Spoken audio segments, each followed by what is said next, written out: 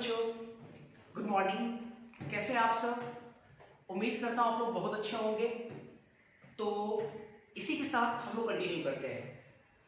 जैसा कि हम सब केमिकल काइनेटिक्स में लास्ट लेक्चर में हम लोग दो टॉपिक्स पढ़े थे। पहला टॉपिक एक पढ़े थे हम लोग nth ऑर्डर रिएक्शन, और एक सबसे इंपॉर्टेंट हम लोग पढ़े थे how to determine order of reaction, जो काफी महत्वपूर्ण था। मैंने आपको समझाया भी था आपको कि कई बार क्वेश्चन में ये पता ही नहीं चलता है कि ऑर्डर ऑफ रिएक्शन है क्या, क्योंकि जब तक आपको ऑर्डर ऑफ रिएक्शन नहीं पता चलेगा तो सवाल आपके लिए अधूरा है। तो टोटल मैंने 6 तरीके पढ़ाए थे जिससे हम लोग ऑर्डर ऑफ रिएक्शन को फाइंड आउट कर सकते हैं। लास्ट लेक्चर मैंने पढ़ाया था। तो आज के इस वीडियो लेक्चर में हम लोग सिर्फ क्वेश्चन करेंगे, क्योंकि most of the theoretical part आपका खत्म हो गया है। कुछ और थ्योरीज बचे हुए हैं, 30% 20% थ्योरी अभी भी बचा हुआ है, तो वो हम लोग बाद में करेंगे। आज के इस वीडियो लेक्चर में हम लोग क्वेश्चन करेंगे असाइनमेंट के, और आपके प्रीवियस ईयर में जो जेईई मेंस एडवांस जैसे कॉम्पिटिटिव एग्जाम में जो क्वेश्चन आया है उस क्वेश्चन का डिस्कशन करेंगे। तो सबसे पहले हम असाइनमेंट के दो क्वेश्चन को लिए हैं, 28 और 29। सबसे पहले मैं बच्चों की बता देना चाहता हूं कि 1 से लेकर के 48, 1 to 48 आप क्वेश्चन बनाएं। 1 to 48 और 1 to 48 में जो भी आपको डाउट आएगा, हालांकि मैंने बहुत सारे क्वेश्चन बता दिया उसमें, उस डाउट को आप कमेंट सेक्शन में ऐड करें, या फिर आप व्हाट्सएप ग्रुप में अगर जुड़े हुए हैं तो व्हाट्सएप ग्रुप में आप क्वेश्चन मेंशन करें वहां पे जो क्वेश्चन में आपको डाउट है। खैर, तो देखो क्वेश्चन 28 29 लास्ट क्लास में जो हम थ्योरी पढ़े उसी के आधार पे है। ठीक है, देखते हैं पहले सवाल क्या है। सवाल पहले मैं आपको समझाता हूं। क्वेश्चन 28 लिखा हुआ the pressure of A gas decomposing at the surface of solid catalyst. मतलब कहा जा रहा है कि एक गैस का जो प्रेशर है सॉलिड कैटलिस्ट, मतलब एक सॉलिड कैटलिस्ट सरफेस पे डिकम्पोज हो रहा है, डिकम्पोजिंग, ठीक है, टूट रहा है, मतलब measured at different times and the result are given below. मतलब ये कहना चाह रहा है कि एक कैटलिस्ट है, सरफेस सॉलिड सरफेस का कैटलिस्ट है, और जो गैस है वो डिकम्पोज कर रहा है। ठीक है, डिकम्पोज कर रहा है मतलब टूट रहा है, क्लियर है। और जिसके कारण टूट रहा है तो टाइम के अकॉर्डिंग उसका प्रेशर जो है वो रिजल्ट दिया हुआ है, प्रेशर भी कुछ बदल रहा है, तो वो प्रेशर भी दिया हुआ है। तो देखो टाइम अगर 0 है तो उसमें प्रेशर पीआर पास्कल में 4 × 10⁻³ दिया हुआ है, और टाइम जब 100 सेकंड हो गया तो प्रेशर इतना हो जा रहा है, 200 हो जा रहा है इतना हो जा रहा है, 300 हो जा रहा है इतना हो जा रहा है, ये डेटा दिया हुआ है। और आपसे कहा जा रहा है कि determine the order of reaction and it's rate constant, और इसका रेट कांस्टेंट बताइए और ऑर्डर ऑफ रिएक्शन बताइए क्या होगा। तो ये जो सवाल है, अब एक चीज बताओ कि तुमको ऑर्डर ऑफ रिएक्शन निकालना है या रेट कांस्टेंट निकालना है, तो क्वेश्चन में तो भाई मेंशन किया हुआ ही नहीं है कि रेट भले मतलब कि ऑर्डर क्या है, क्योंकि अगर ऑर्डर रहता पता तो आपको रेट कांस्टेंट आप आराम से निकाल सकते थे। क्या ऑर्डर पता नहीं है, तो ऑर्डर पता करने के लिए मैंने आपको केवल 6 तरीका बताया था। अभी 6 तरीका में कौन सा तरीका लगेगा ये थोड़ा समझना अपने को है। आप याद करो, पहला तरीका हम लोग पढ़े थे, पहला जो तरीका था वो यूनिट ऑफ के। तो के तो आपसे पूछ रहा है इनटू दे देगा के का, तो इससे तो बनेगा नहीं आपका यूनिट ऑफ के से। दूसरा हम लोग तरीका देखे थे initial rate method. Initial rate method में अलग अलग कॉन्सेंट्रेशन पे या अलग अलग पार्शियल प्रेशर पर रेट दिया जाता था। तो मेरे को लगता है कि रेट वगैरह दिया हुआ, कहाँ रेट दिया हुआ, पार्शियल प्रेशर जरूर, लेकिन टाइम दिया हुआ, रेट नहीं दिया हुआ। अच्छा, ये दूसरा तरीका भी हटाओ। अच्छा, तीसरा तरीका क्या था? तीसरा तरीका था एपीजीपी। एपीजीपी में मैंने आपको समझाया था कि अगर इक्वल टाइम इंटरवल पे कंसंट्रेशन अगर एपी में डिक्रीज करता है या पार्शियल प्रेशर भी एपी में अगर डिक्रीज करता है, तो इसका मतलब वो हुआ आपका जीरो ऑर्डर रिएक्शन। और इक्वल टाइम इंटरवल पे अगर पार्शियल प्रेशर या कंसंट्रेशन जीपी में डिक्रीज करता है, घटता है, तो इसका मतलब हुआ कि वो आपका फर्स्ट ऑर्डर रिएक्शन। ऐसा हम लोग पढ़े हैं। तो मेरे को लगता है कि लगेगा कैसे, थोड़ा समझो। टाइम देखो 0 100 200 300, मेरे को लगता है इक्वल टाइम इंटरवल है। 0 के बाद 100 100 का इक्वल टाइम इंटरवल, 200 200 का इक्वल टाइम इंटरवल, फिर कितना हो जाएगा 300, है ना। ये इक्वल टाइम इंटरवल पे, इक्वल टाइम इंटरवल पे देखो पार्शियल प्रेशर जो है गैस का दिया हुआ है 4 × 10⁻³ फिर घट करके 3.5 × 10⁻³, फिर घट करके 3 × 10⁻3, फिर घट करके 2.5 × 10⁻3। आपको नहीं लगता है कि इक्वल टाइम इंटरवल पे पार्शियल जो प्रेशर है वो एपी में डिक्रीज कर रहा है, एपी में। इसका अंतर निकालो 0.5 आएगा, इसका अंतर निकालो 0.5 into 10 की पावर 3 आएगा, इसका अंतर निकालो 0.5 into 10 की पावर 3 आएगा। तो कहीं ना कहीं ये लग रहा है कि ये जो आपका पार्शियल प्रेशर वो एपी में डिक्रीज कर रहा है, दिख भी रहा है। तो इसका मतलब ये हुआ कि कहीं ना कहीं ऑर्डर ऑफ रिएक्शन क्या होगा, इसका जीरो ऑर्डर रिएक्शन होगा। इसका सॉल्यूशन क्या निकलेगा, एक ही लाइन में आंसर आ जाएगा इसका सॉल्यूशन। लिखेंगे चूंकि since concentration of partial pressure है, पार्शियल प्रेशर लिखेंगे हम यहाँ पे,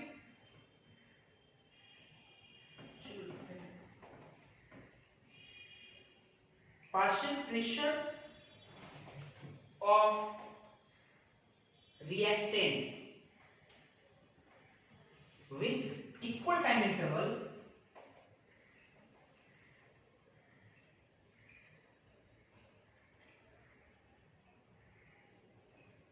decreases in AP। सही बात है, चूंकि पार्शियल प्रेशर रिएक्टेंट का इक्वल टाइम इंटरवल के साथ डिक्रीज कर रहा है एपी में, सो इसलिए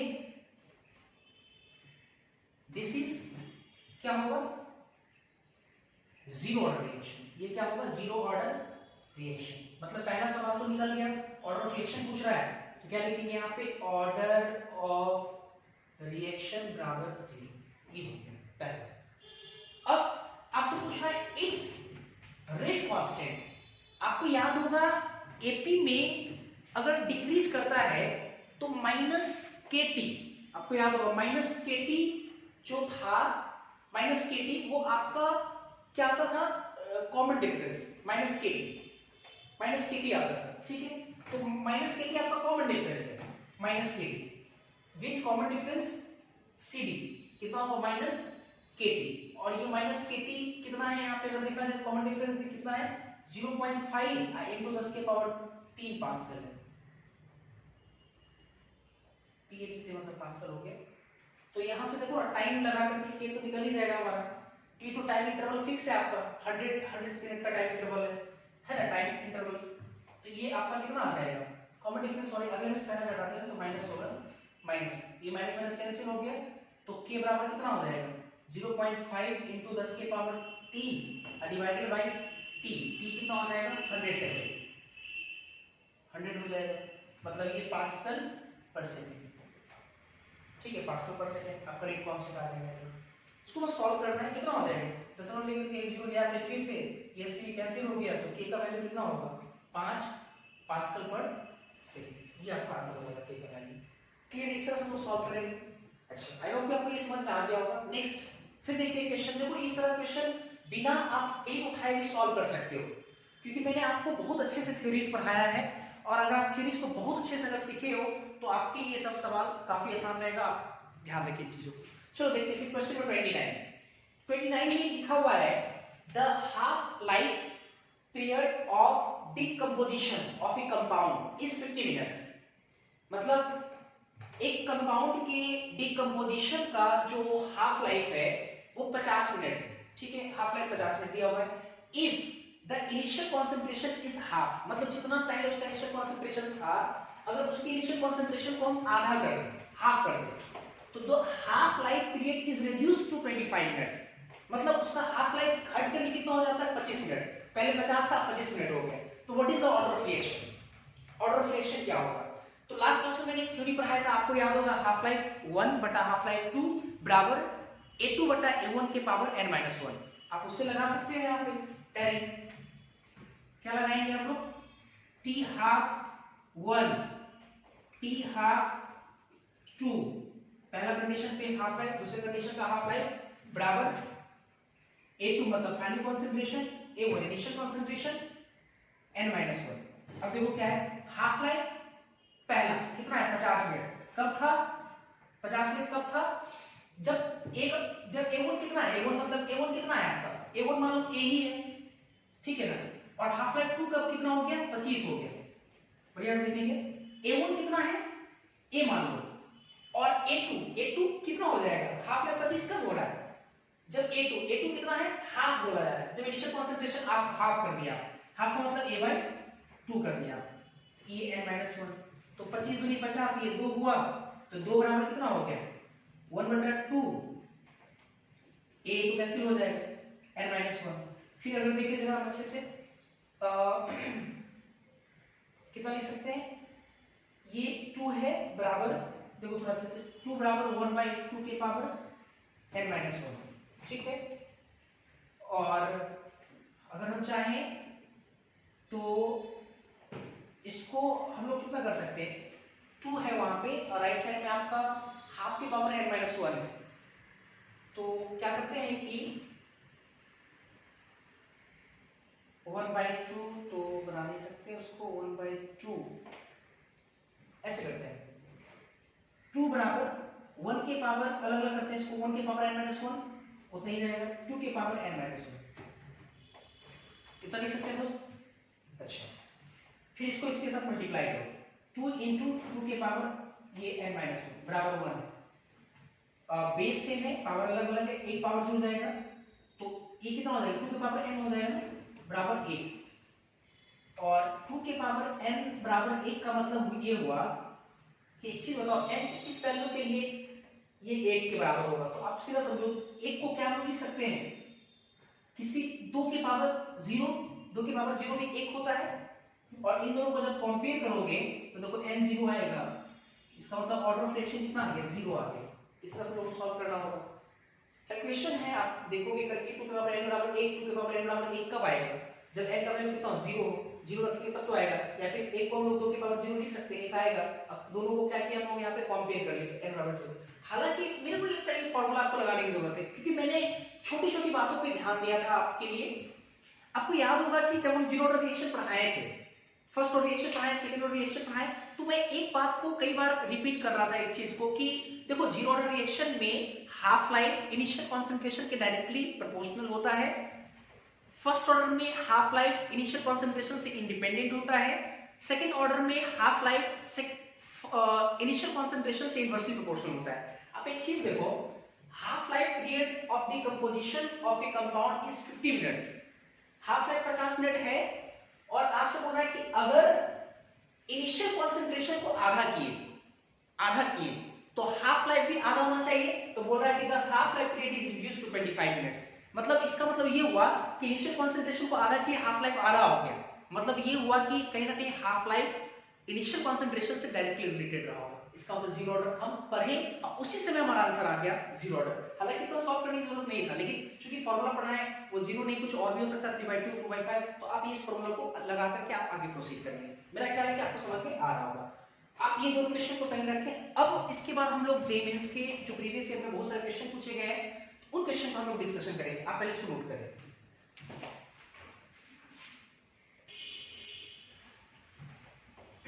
इसके बाद हम लोग पिछले ईयर 2019 में आपका जो एनडीए का एग्जाम हुआ था, कई चरण में एग्जाम हुआ था, तो मुझे नहीं पता कि ये क्वेश्चन किस शिफ्ट में आया, खैर लेकिन सवाल आया 2019 में, ठीक है। तो ये आपके जेईई 2019 का क्वेश्चन है, दोनों सवाल जेईई 2019 में पूछा हुआ क्वेश्चन है, ठीक है। तो चलो सॉल्व करते इसको, देखते हैं कैसे सवाल क्या है, क्या करना है। क्वेश्चन देखो क्या लिखा हुआ है कि NO2 रिक्वायर्ड, ठीक है, for a reaction is produced by the decomposition of N2O5, मतलब N2O5 के डिकम्पोजिशन से NO2 का फॉर्मेशन होता है in CCl4 as per the reaction, मतलब CCl4 के प्रेजेंस में होता है, और रिएक्शन दिया हुआ है 2 मोल N2O5 गैस डिकम्पोज कर रहा है, टूट रहा है, 4 मोल NO2 गैस और O2 गैस का फॉर्मेशन कर रहा है, ठीक है। The initial concentration of N2O5 is 3 मोल पर लीटर, मोल पर लीटर मतलब मोलरिटी, 3 मोलरिटी है इनिशियल कॉन्सेंट्रेशन, मतलब T बराबर 0 पे इनिशियल कॉन्सेंट्रेशन दिया 3 मोलरिटी, एंड इट इज 2.75 मोल पर लीटर आफ्टर 30 मिनट, मतलब 30 मिनट के बाद N2O5 का जो कॉन्सेंट्रेशन है वो घट करके 2.75 हो जाता है, साफ साफ क्वेश्चन लिखा हुआ है। तो आपसे बोला the rate of formation of NO2, तो NO2 का रेट ऑफ फॉर्मेशन बताइए क्या होगा। हम आपको एक बार बड़ा अच्छे से मेंशन भी किए थे आपके लिए कि जब कभी भी rate of formation, disappearance, rate of reaction की अगर बात हो, तो आपको जो मैंने लिखने के लिए तरीका सिखाया था रेट ऑफ रिएक्शन को डिफरेंशियल फॉर्म में, आप उसको लिखोगे आपके लिए आसान हो जाएगा। देखो कैसे, इस रिएक्शन से अगर हमको लिखना है रेट ऑफ रिएक्शन, अगर रेट ऑफ रिएक्शन लिखना है या हमको लिखना है रेट, तो रेट बराबर इसके फॉर्म में क्या लिखेंगे, -1/2 डिसअपियरेंस dN2O5 बाई dt बराबर इसके फॉर्मेशन में लिखना है तो 1/4 प्लस में होगा dNO2 बाई dt। अब देखो इसका कुछ वैल्यू दिया हुआ है, इससे कुछ रिलेटेड डेटा दिया हुआ है, ये पूछा जा रहा है, ठीक है। आपसे पूछा है the rate of formation of NO2, ठीक है, रेट ऑफ फॉर्मेशन पूछ रहा है, तो यही आपका रेट ऑफ फॉर्मेशन है, इतना आपका रेट ऑफ फॉर्मेशन है, ठीक। अब देखते हैं इन दोनों का यूज करके हम लोग निकाल लेंगे इन दोनों का कैसे, तो देखते हैं। जैसे ये तो चलो -1/2 रहने देते हैं, ठीक है। dN2O5, N2O5 का मतलब N2O5 का ये ब्री ब्रैकेट का मतलब वो कंसंट्रेशन का change, dN2O5 change in concentration. Final कितना है, फाइनल आपका 2.75 है, इनिशियल कितना है 3 -3 किए चेंज इन कंसंट्रेशन हो गया बटा dt टाइम, 0 पहले टाइम था, बाद में कितना हो गया 30 माइनस 0 तो 30 मिनट्स, 30 लगा दिया हमने, सेकंड नहीं बदले क्योंकि आंसर आपका मिनट में ही दिया हुआ है, मिनट में ही पूछ रहा है, तो ये 30 यहां पे लगा दिए बराबर 1/4 ये dNO2 बटा dt, ठीक है। ये तो 2 से भाई कटेगा 2 गुना 4, ठीक है। तो यहां से अगर हम लोग लिख पाए dNO2 बटा dt, dNO2 बटा dt, तो ये 2 इसमें मल्टीप्लाई हो जाएगा, तो ये कितना हो गया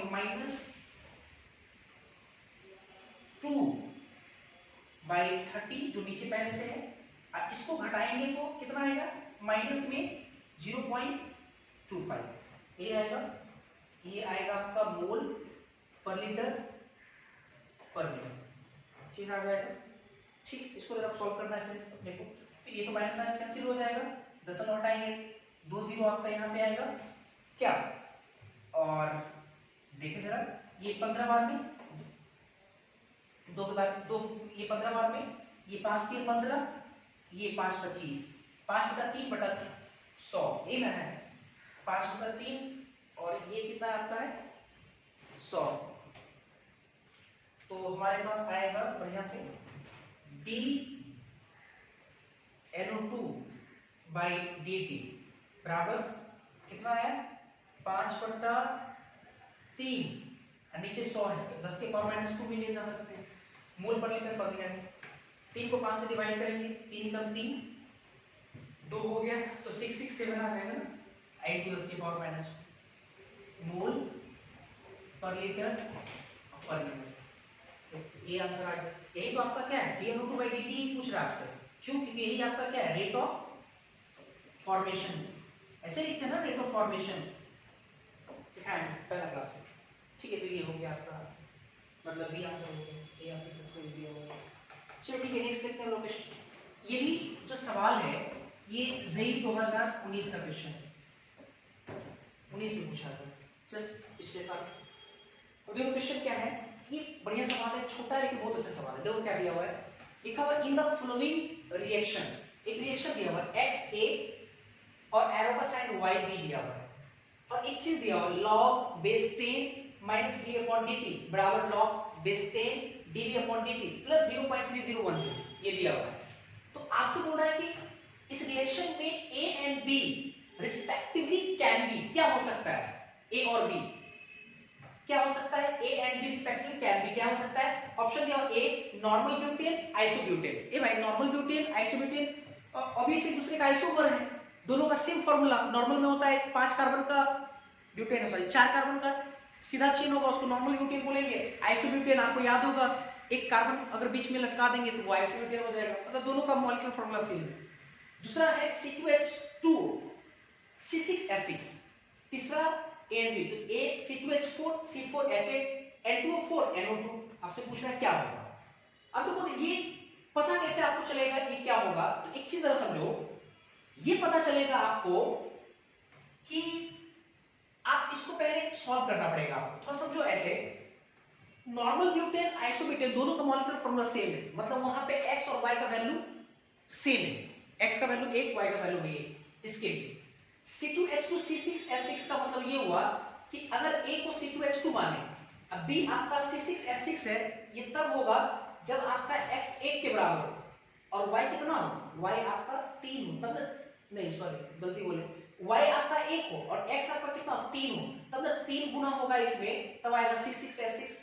अच्छा C2H4 C4H2 C4H8 मतलब C2H4 आपका A है और ये B आपका C4H8 तब आएगा जब यहाँ पे कितना से मल्टीप्लाई हो, 2 से मल्टीप्लाई हो, ये 1 हो, तब ये आएगा N2O4 NO2। N2O4 यहाँ पे अगर है और यहाँ पे NO2 लाना है तो ये तब होगा जब यहाँ पे कितना हो, जब यहाँ पे 1 हो, यहाँ पे कितना हो 2 हो, तब ये चीज आएगा। तो ऐसा करते हैं, पहले इसको सॉल्व करते हैं, इसी में आपका सॉल्यूशन है, पर देखते हैं अच्छे से कैसे। देखो एक चीज ये लिखा हुआ है आपको log base 10 minus dA upon dt, ठीक है, और बराबर है log base 10 dB upon dt, यही है, और प्लस में 0.30 लिखा हुआ है, तो उसको हम लोग log 2 भी तो लिख सकते हैं, हम लोग पढ़े हैं log 2 का वैल्यू होता है 0.30। अब ये हाँ बेस 10 है, यहाँ पे कुछ नहीं तो बेस 10 है, तो ये log a plus log b, तो log a इंटू b होता है, फॉर्मूला हम लोग पढ़े हैं, देखो इसको लिख सकते हैं log 10 dA बाई dt बराबर, इसको एक साथ लिख सकते हैं log 10 dB बाई dt है ना, इंटू कितना 2 लिख सकते हैं यहाँ पे। अब दोनों कंपेयर करते हैं, जैसे कंपेयर करेंगे तो यहाँ पे कितना आएगा minus D upon D T बराबर कितना आएगा dB अपॉन dt इंटू कितना 2। इस 2 को इधर लाते हैं, अगर हम लोग इस 2 को इधर लाएंगे तो ये -1/2 dA बाई dt होगा, अब बराबर ये कितना होगा dB बाई dt। तो एक चीज बताओ, ये जब हम लोग इस तरह से लिख रहे हैं ये कब लिखाता है, जब a का कोएफिशिएंट 2 रहता है और b का कोएफिशिएंट 1 रहता है। इसका मतलब ये हुआ कि a का कोएफिशिएंट 2 का मतलब ये हुआ कि x कितने के बराबर रहा होगा 2 के बराबर, और y कितने के बराबर रहा होगा 1 के बराबर। और ऐसा कौन सा सेट है जो पॉसिबल होगा इस रिएक्शन के लिए, तो एक चीज देखो 2 होना चाहिए आपका यहाँ पे और यहाँ 1 होना चाहिए, तभी आपको दिखाई रहे थे। मेरा ख्याल है कि ये वाला नहीं, ये यहाँ पे 3 मांगेगा, यहाँ 3 मांगेगा, ये तो होगा नहीं, ये वाला होगा, सी आंसर हो जाएगा आपका। सी क्यों, क्योंकि C2H4 यहाँ रखेंगे और 2 से मल्टीप्लाई करेंगे तब तो जाकर C4H8 आएगा, यहाँ पे 1 रहेगा, तो इसका तो देखो सी आपका आंसर सही होगा। क्लियर है, तो ऐसे करके हम लोग क्या करेंगे ऑप्शन ढूंढेंगे। क्लियर, फिर इसके बाद देखते हैं कुछ सवाल, इसको पहले आप नोट करें। इसके बाद हम लोग 2 क्वेश्चन और लिए हैं और ये दोनों सवाल आपके प्रीवियस ईयर जस्ट पिछले साल 2019 में आया है। ये भी जेईई मेंस 2019 का सवाल है और ये भी आपका जेईई मेंस 2019 का सवाल है। क्वेश्चन बहुत आसान होता है और कई बार आप सुने भी होंगे कि केमिस्ट्री में जो क्वेश्चन होता है वो काफी कम समय में ज्यादा क्वेश्चन बनता है, बहुत कम समय लेता है, और है ऐसे बहुत सारे क्वेश्चन जो बहुत कम समय लेता है। आप देखे होंगे कि जब मैं आपको थ्योरीज पढ़ाया, ये केमिकल काइनेटिक्स जब मैंने आपको थ्योरीज पढ़ाया था तो छोटी छोटी बातों पे हम लोग काफी ध्यान रखते थे, वो इसलिए क्योंकि वो छोटी छोटी बातें अगर ध्यान रहेगा तो आपको क्वेश्चन को करने में काफी कम समय लगेगा। आप इन सारे क्वेश्चन से अंदाजा लगा सकते हो, देख सकते हो। जैसे देखो ये एक सवाल आया, क्वेश्चन है कि the given plots represent the variation of the concentration of a reactant r with time.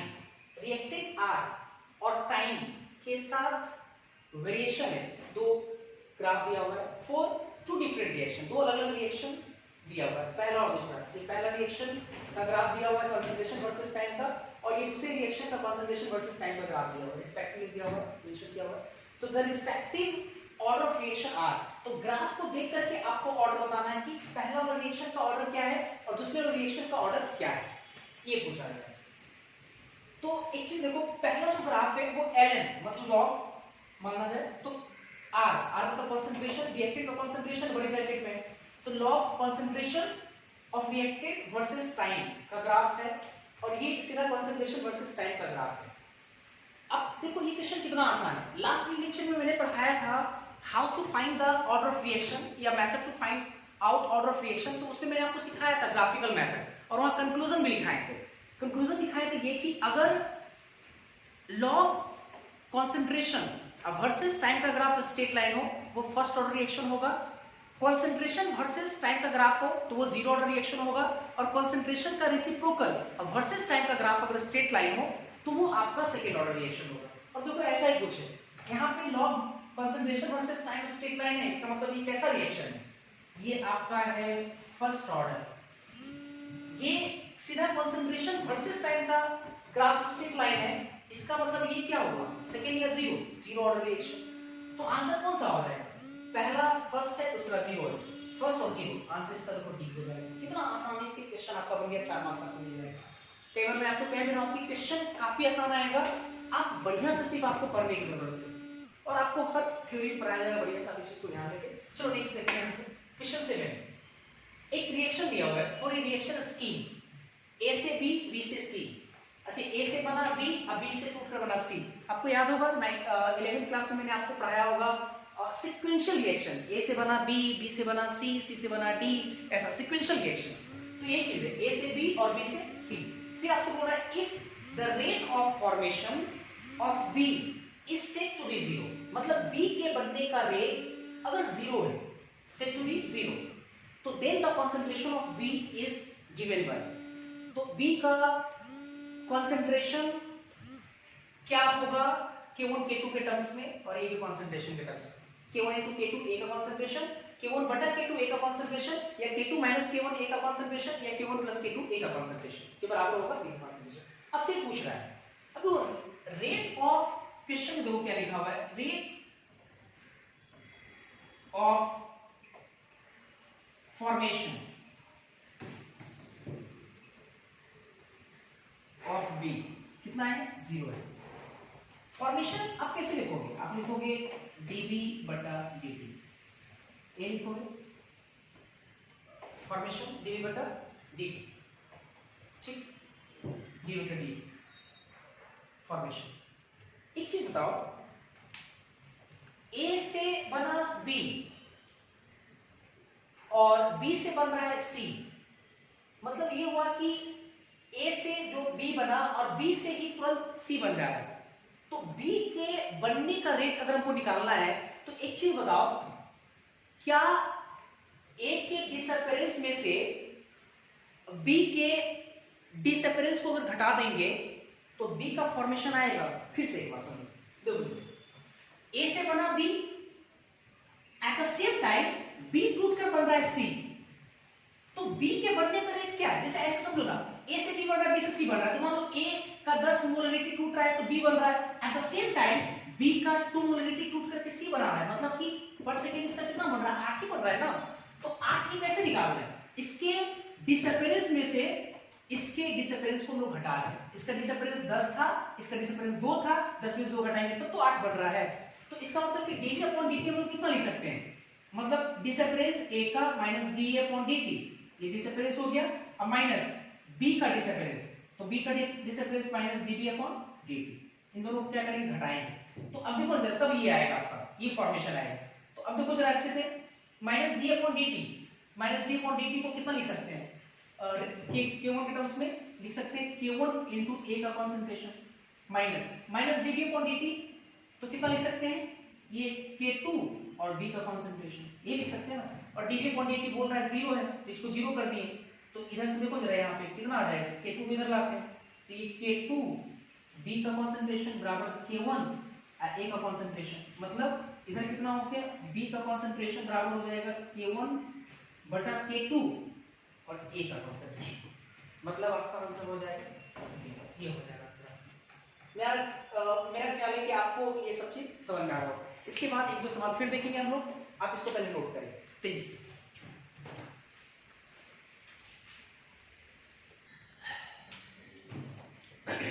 इसके बाद फिर देखेंगे हम लोग दो सवाल। ये दोनों क्वेश्चन जो है आपके कॉम्पिटिटिव एग्जाम में आया हुआ है, ये सवाल 2019 में आया हुआ है और ये जेईई मेंस में आया है, जेईई मेंस 2019, और ये क्वेश्चन आपका एडवांस में आया हुआ है, एडवांस 2014 में आया हुआ एडवांस के, आईटी एडवांस में, और ये जेईई मेंस में आया। देखो इन सारे सवाल को भी काफी आराम से और इजीली सॉल्व किया जा सकता है, थोड़ा बारीकी से पढ़ना पड़ेगा, और मेंटली कैलकुलेशन करना पड़ेगा। जिस बच्चे को कैलकुलेशन बहुत अच्छे से आता है वो तो आराम से कर लेंगे, जिन बच्चों को कैलकुलेशन थोड़ा दिक्कत होता है वो अपना दिक्कत करेंगे। खैर मैं समझा रहा हूं। देखो क्वेश्चन लिखा हुआ है कि for the reaction 2A plus B से C, एक रिएक्शन दिया हुआ है, the value of initial rate at different reacted concentrations are given in the table below. मतलब नीचे में कॉन्सेंट्रेशन के अकॉर्डिंग इनिशियल रेट वगैरह दिया हुआ नीचे टेबल में। The rate law for the reaction is, तो इस रिएक्शन के अकॉर्डिंग रेट लॉ कौन सा, जो चार ऑप्शन दिया हुआ ए बी सी डी, वो कौन सा सही है। पहले से जो एक टेबल दिया हुआ है, ए का कॉन्सेंट्रेशन मोल पर लीटर में इतना इतना दिया हुआ अलग अलग, बी का कॉन्सेंट्रेशन मोल पर लीटर में इतना इतना अलग अलग दिया हुआ है। तो अलग अलग कॉन्सेंट्रेशन के लिए जो इनिशियल रेट है वो अलग अलग दिया हुआ है। आपसे बोल रहा है कि ये चार ऑप्शन में कौन सा ऑप्शन जो है रेट लॉ के लिए सही है, सही माना जाएगा रेट लॉ के अकॉर्डिंग। ठीक है, रेट लॉ के अकॉर्डिंग ये सही माना जाएगा इन चारों में से। तो आप देखो ना खास करके, जैसे जो आपका रिएक्शन लिखा हुआ है प्लस बी से सी, ऑब्वियसली रेट लॉ के अकॉर्डिंग हम लिखेंगे रेट कांस्टेंट के, ए के कांसंट्रेशन के पावर x, बी के कांसंट्रेशन के पावर y, क्योंकि रिएक्शन में ये नहीं मेंशन किया कि एलिमेंट्री के कॉम्प्लेक्स है। तो ऑब्वियसली कहीं ना कहीं ये डेटा देकर के आपसे कहना चाह रहा है कि आप पता करो कि रिएक्टेंट के रिस्पेक्ट में ऑर्डर क्या है, तभी तो आपका निकल जाएगा। अब देखो इस पे हम लोग काम किए हैं, थोड़ा सा मैं आपको सिखाता हूं। आप रेट लॉ के अकॉर्डिंग लिखोगे, फिर अलग अलग डेटा पुट करोगे, फिर एक्स वाई कैलकुलेट करोगे।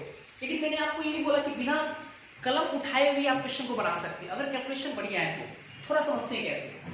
अगर हम लोग रेट लॉस लिखेंगे, बढ़िया से देखो, एक लाइन बस लिखते हैं, वो भी लिखने की जरूरत नहीं होता, लेकिन आप लोगों को समझाने के लिए लिखना पड़ता है। रेट बराबर क्या लिखेंगे, के, ए के कॉन्सेंट्रेशन के पावर एक्स लिखें, बी की कॉन्सेंट्रेशन की पावर वाई, इतना तो हम लोग लिखेंगे। इसीलिए आपको देखना है कि एक्स और वाई क्या है। अब देखो जरा अच्छे से, ए का कॉन्सेंट्रेशन 0.05 और बी का कॉन्सेंट्रेशन 0.05 है, ठीक है। तो इनिशियल रेट 0.045 45 0.045 है ना, 45 इंटू 10 की पावर -3 ऐसा कुछ है। चलो ठीक, अब देखो क्या किए, अब क्या किए कि जब इनिशियल कॉन्सेंट्रेशन ए का 0.05 था, बी का 0.05 था, तो थोड़ा सोचो इनिशियल रेट था 0.045। अब क्या किए कि ए के कॉन्सेंट्रेशन को दोगुना किए। कैसे दोगुना पता नहीं चला, 0.05 से 0.10 कहने का मतलब दोगुना किए, आप दोगुना किए, और बी के कॉन्सेंट्रेशन को उतना ही रहने दिए। तो रेट आपका कितना हो गया, 45 से देखो 90 हो गया, दो गुना हो गया, दोगुना किए, दो गुना हो गया। इसका मतलब ये हुआ कि कहीं ना कहीं एक रिस्पेक्ट में जो ऑर्डर होगा वो 1 ही रहा होगा, अर्थात x का जो वैल्यू है, ये जो x का वैल्यू है वो एक ही रहा होगा। तभी तो आप जब इसको दोगुना कर रहे हो तो रेट दोगुना हो रहा है, b को तो उतना ही रख रहे हैं हम लोग, b को चेंज नहीं कर रहे हैं, इसका मतलब x का वैल्यू कितना हो गया, 1 हो गया। ये पता चल गया आपको। फिर देखो जरा अच्छे से, अगले बार देखते हैं जरा।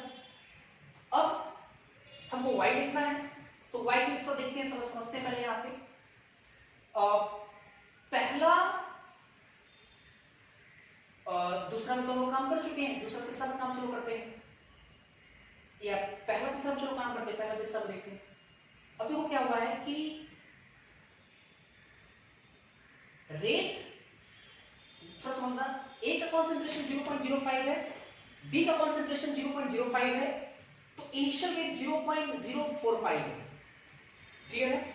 अच्छा अब देखो जरा अच्छे से, और अब क्या किए, 0.05 4 गुना किए, बढ़िया से इसको क्या किए हम लोग, 4 गुना, इसको 4 गुना किए हम लोग ए के कॉन्सेंट्रेशन को, और बी के कॉन्सेंट्रेशन को हम लोग 2 गुना किए, बढ़िया से इसको 4 गुना करेंगे तो ऑब्वियस है रेट भी 4 गुना बढ़ गया होगा। 45 को 4 गुना करेंगे 144, और इसको 2 गुना किए, इसको हम लोग 2 गुना किए, तो 72 आने का मतलब हुआ कि आधा करना पड़ेगा, तब तो 72 आएगा, क्योंकि इसको 2 गुना किया हम लोग। थोड़ा बढ़िया सीखो क्या बोलना चाह रहे हैं, तो इसको 4 गुना किए, इतना समझ में आ रहा है अपने को कि भाई साहब इसको जब आप 2 गुना किए, इसको नहीं बढ़ाए, तो ये 45 से 90 हो गया, मतलब कि इसको 2 गुना करने से ये 2 गुना हो जा रहा है, तो ये तब होगा ना, इसको सेम रख रहे हैं, 2 गुना कब हो रहा है, इसका मतलब कि इसका पावर कितना है, एक रहा होगा, दो गुना किया था ना, ये दो गुना हो जा रहा है, इसका मतलब पावर इसका एक रहा होगा। चलो ये x निकल चुका है, इन दोनों में हम लोग देख ले रहा इसमें। अब देखो क्या है, इसको आप किए 4 गुना, बढ़िया समझना जरा, इसको हम लोग क्या किए 0.05 है, 20 कब आएगा जब 4 गुना करेंगे, इसको हम लोग किए 4 गुना, तो इस a के कारण रेट भी 4 गुना पहले तो हो जाएगा, सिर्फ a के कारण रेट 4 गुना होगा, b के कारण हम लोग देखेंगे।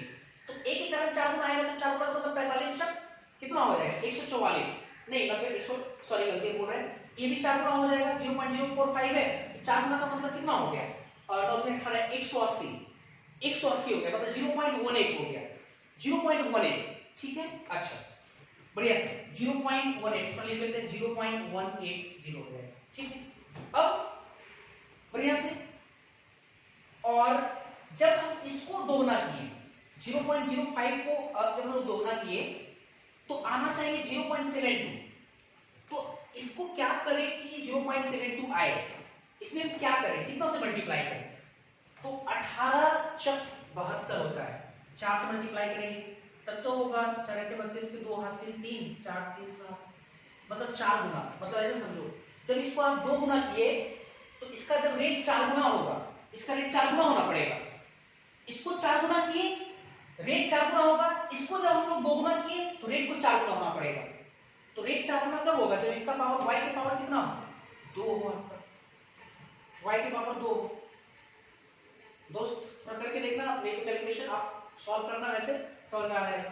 तो इस हिसाब से हमारा सही कौन सा होगा, पहला रेट लॉ सही हो जाएगा, चेक करना समझ में आ जाएगा एक बार, नहीं तो फिर से देखो, पहले वाला दिक्कत नहीं होगा x बराबर 1 में, y में दिक्कत हो रहा होगा, देखो इसको 4 गुना किए, आप ऐसे समझो 72 कैसे आएगा, इसको 4 गुना किए और इसको आप क्या किए 2 गुना किए, 4 गुना इसको किए, इसको 2 गुना किए, तो 4 गुना कारण इसका रेट 4 गुना होगा, 45 का 4 गुना कितना होगा 180 0.18, और इसको जब हम लोग 2 गुना किए तो 0.72 आना चाहिए पूरा ओवरऑल, तो इसका मतलब 18 180 में जब 4 से मल्टीप्लाई करेंगे तब ना, तो 4 से मल्टीप्लाई करने का मतलब हुआ कि इसको 4 गुना होना पड़ेगा रेट, इसके कारण इसके 2 गुना होने के कारण रेट को 4 गुना होना पड़ेगा, तो रेट को 4 गुना तब होगा जब आपका ये 2 गुना हो रहा है, तो इसका मतलब 4 गुना करेंगे तो इसका मतलब कि 4 गुना कब होगा, जब b का कंसंट्रेशन की पावर कितना हो 2 गुना करेंगे तब ना 2 की पावर 2 4 हो जाएगा, 2 गुना करेंगे यहाँ पे 2 पावर रहेगा तब तो 4 होगा, इसका तो y 2,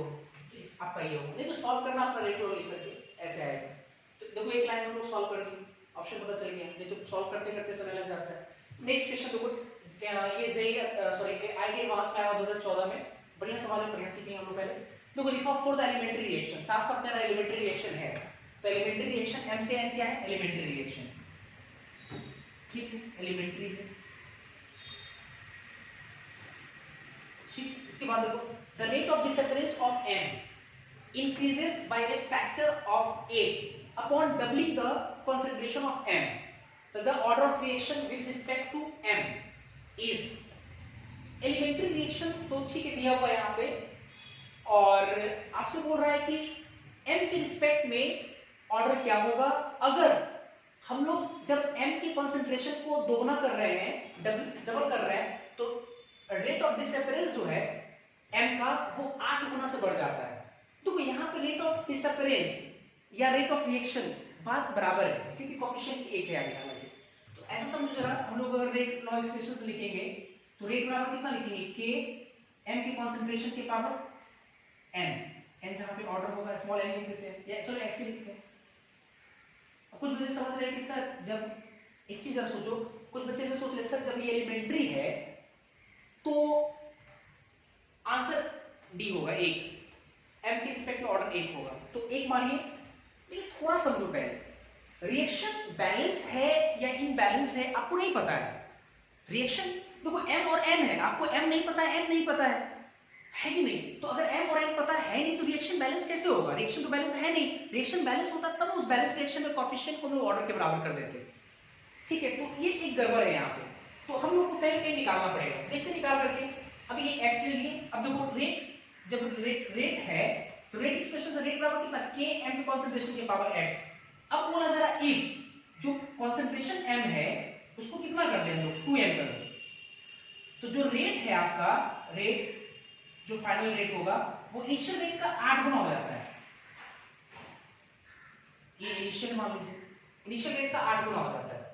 तो देखिए इस रेट वाले एक्सप्रेशन में रखते हैं जरा, 8 गुना रेट,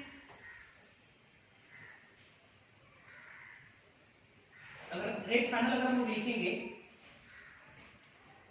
फाइनल बराबर कितना लिखें, के तो बदलेगा नहीं, एम कॉन्सेंट्रेशन, फाइनल कॉन्सेंट्रेशन के पावर एक्स। तो रेट फाइनल कितना है, इनिशियल 8 गुना रेट इनिशियल का है, बराबर के फाइनल कॉन्सेंट्रेशन कितना है, इनिशियल कॉन्सेंट्रेशन का 2 गुना है, 2m के पावर x। और इसको आप फर्स्ट, इसको सेकेंड, दोनों को डिवाइड करो आराम से, दोनों को डिवाइड करेंगे तो ये रेट इनिशियल 8 गुना रेट इनिशियल बराबर के m के कॉन्सेंट्रेशन के पावर x, ये के 2m के कॉन्सेंट्रेशन के पावर x, कैसे कैंसिल हो गया, इससे कैंसिल हो गया, 1/8 बराबर m 2m के कॉन्सेंट्रेशन के पावर x। इसको हम लिख सकते हैं 1/2 के पावर 3, ये 1/2 के पावर x, तो x बराबर कितना आ गया, 3 आ गया, 3 आ गया। ऐसे भी चाहते अगर आप कितना सॉल्व नहीं करना था, ये तो हम सॉल्व करके आपको दिखा रहे हैं, आपको नहीं समझ में आ रहा है कि अगर हम लोग बढ़िया से कॉन्सेंट्रेशन को दोगुना कर रहे हैं, कॉन्सेंट्रेशन को दोगुना, रेट 8 गुना हो गया, तो इसका मतलब कि पावर कितना रहा होगा, 3 स्थान से, इसको तुरंत हम लोग देख करके यहाँ लगा सकते थे हम लोग, है कि नहीं, ऐसे करके हम लोग सॉल्व करेंगे। तो इस तरह से क्वेश्चन को देखेंगे आप लोग, 1 से 48 आप सॉल्व करें, और अगले क्लास में हम लोग थ्योरीज के साथ स्टार्ट करेंगे, थ्योरी पढ़ेंगे, बचे हुए जो थ्योरीज है आपके, है ना। तो आज के लिए इतना ही रहने देते हैं, नेक्स्ट क्लास में हम लोग मिलते हैं, थैंक यू।